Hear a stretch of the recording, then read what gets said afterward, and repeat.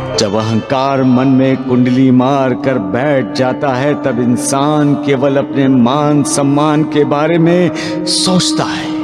मैं, मेरा, मुझे, मैंने ऐसे शब्दों की जंजीरों में उसका मन बंदी बन जाता है।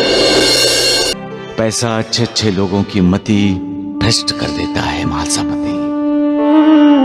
पैसे के लिए इंसान मालिक के साथ भी विश्वासघात करने को तैयार हो जाता है।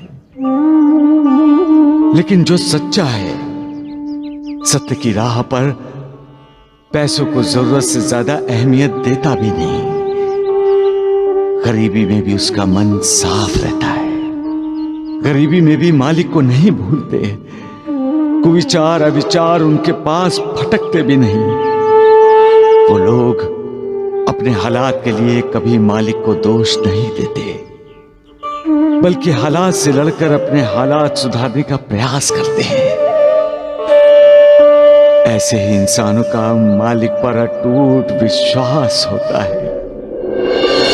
ऊपर वाले का भी कमाल है, क्या क्या लीला करता रहता है। आंखें देता है लेकिन उन आंखों में रोशनी नहीं। जुबान देता है लेकिन उस जुबान में बोली नहीं। गूंगा बनाता है। गर्व देता है लेकिन गर्व बढ़ाता ही नहीं। अपने कर्मों के फल भुगते बिना इंसान का उद्धार नहीं होता। रहम करो मालिक, दया करो। तुम्हारा बनाया ये इंसान खुद को कितना प्रबल समझता है, लेकिन है कितना दुर्बल।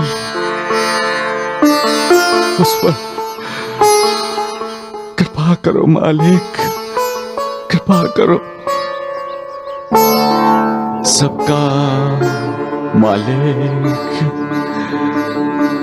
एक, जिसकी मालिक पर अविचल अगाध श्रद्धा है, आस्था है, उसका ईमान कभी डगमगाता नहीं, न डोलता है। जिसका ईमान डोल जाता है वो झूठ का हाथ पकड़कर चलता है, और ऐसे लोग मुश्किल में फंस जाते हैं। 1000 गुंठा जमीन। इंसान को कितनी जमीन चाहिए? सिर्फ 2 गज। तो फिर वो ज्यादा जमीन क्यों चाहता है? शादी को बाजार मत बनाओ। दहेज की मांग करके शादी जैसे पवित्र रस्मों रिवाज का मजाक ना उड़ाओ। भावा भावा चोरी और उस पर सीना जोरी। खुद दूसरों का अपमान करते हो और कहते हैं उनका अपमान मत करो, उनका अपमान मत करो। वाह रे मालिक वाह, कैसा इंसान बनाया तुमने। कितनी अजीब सोच दी है। अपराध कोई और करता है, अपराधी कोई दूसरा माना जाता है। लड़के वाले मगरूर होकर शादी तोड़ते हैं और ये इंसान लड़की को मनहूस मानते हैं। तेरा भी कमाल है मालिक। कैसे कैसे खेल खेलता है तू, कैसी कैसी लीला रची है तूने। लीला रचाता भी है, ये भी दिखाता है कि इंसान कितना निर्दयी है, कितना स्वार्थी है, और साथ ही साथ सच्चे प्यार का भी साक्षात्कार करवाता है। आज तुमने साबित कर दिया मालिक कि शादी की जोड़ियां तुम ही तय करते हो, और तुम रहम दिल भी हो मालिक। करुणाकर हो, भक्त वत्सल हो, जिसके साथ तुम्हारी दुआएं हो उसका कभी बुरा हो ही नहीं सकता मालिक। सबका मालिक। कोई भी लड़की का पिता गरीब कैसे हो सकता है? गरीब तो लड़के के माता पिता होते हैं। जो दे वो श्रेष्ठ है। लड़की का पिता अपनी बेटी का दान करता है, इसलिए वो अमीर है, श्रेष्ठ है। और लड़के का पिता उस दान को स्वीकार करता है, इसलिए वो गरीब है, कनिष्ठ है। अरे अपने आप को साहूकार, जमींदार, अमीर कहलाने वाले लोग कंगाल होते हैं।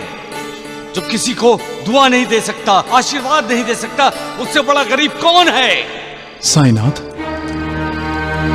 ये लोग कब समझेंगे महासपति कि किसी को दुआ देना, किसी के लिए दुआ मांगना कितनी बड़ी बात है महासपति। अरे किसी को दुआ देने से अमीरी कम नहीं हो जाती, फिर दुआ देने में कंजूसी क्यों? अरे कोई तुम्हारे सामने झुककर तुम्हारे पैर छूता है, तुम्हें आदर देता है, तुम्हें मान देता है, सम्मान देता है, और तुम उसका अनादर करते हो, अपमान करते हो उसका। ये लोग नहीं जानते महासपति कि जब हम दूसरों को दुआ देते हैं तो मालिक हमें दुआ देता है। जब हम दूसरों का भला करते हैं तो मालिक भी हमारा भला ही करता है। जो घर आई लक्ष्मी का अपमान करते हैं, उसका साथ मालिक कैसे दे सकता है? जो बिना कारण अपनी बहू को दुश्मन मानता है, उसे मालिक मित्र कैसे मान सकता है? जो अपनी बेटी समान बहू को बद्दुआ देता है, उसे मालिक दुआ कैसे दे सकता है? महासपति, ये जिंदगी 4 दिन की है, ये जानते हुए भी इंसान नफरत, ईर्ष्या, द्वेष ऐसे विकारों का साथ क्यों देता है? क्यों नहीं ममता का, प्यार का, भक्ति का, मित्रता का, विनम्रता का साथ क्यों नहीं देता? सबका मालिक जिसे दूसरों को दुख देने में सुख मिलता है, वो इंसान नीच बुद्धि वाला होता है। और जो दूसरों के सुख में अपना सुख ढूंढता है, वो महान होता है। और जो दुनिया का सुख दुख झेलकर दूसरों की झोली में सुख डालता है, वो महात्मा होता है। घर ईंटों से या मिट्टी से नहीं बनता, वो तो दीवारें बनती हैं। घर उन दीवारों में रहने वालों से बनता है। घर भी उसमें रहने वालों के दुख सुख सुनकर दुखी होता है। जब घर में रहने वाले सुखी हैं तो घर भी सुखी है, और जब घर में रहने वाले दुखी हैं तो घर को भी दुख होता है। घर बोलता नहीं है, लेकिन तुम्हारी भावनाओं को पनाह देता है। तुम्हारे गम को हल्का करने के लिए वो तुम्हारा सहारा बनता है। तुम उसके कंधों पर सर रखकर रो लेते हो। और जब घर में रहने वाले खुश होते हैं, सुखी होते हैं, तो दीवारें भी तुम्हारी खुशी में गूंजकर तुम्हारा साथ देती हैं। घर में रहने वाले कितने भी हों, घर एक इकाई है, और उस इकाई को एक बनकर रहना है। एक दूसरे का आधार बनकर, सहारा बनकर, साथी बनकर रहना है। तभी तो समाज में, देश में, संसार में एकता आएगी। क्योंकि ऐसे ही घरों से समाज, समाज से देश, और देश से संसार है। घर की इकाई टूटेगी तो घर टूटेगा, समाज टूटेगा। तो फिर हम कुछ लोग स्वार्थी होते हैं, जो सिर्फ अपना सोचते हैं। कुछ लोग द्वेषी होते हैं, अपना तो सोचते ही हैं, साथ साथ दूसरों का भी बुरा सोचते हैं। उनके मन में हर चीज के लिए, हर जीव के लिए द्वेष रहता है। उन्हें किसी को खुश देखकर, सुखी देखकर अच्छा नहीं लगता। वो दिल ही दिल में जलते रहते हैं, जलते रहते हैं।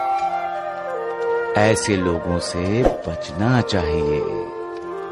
उनकी बातों को सुनकर पहले आजमाना चाहिए और उनके प्रभाव में कभी नहीं आना चाहिए। सबका मालिक एक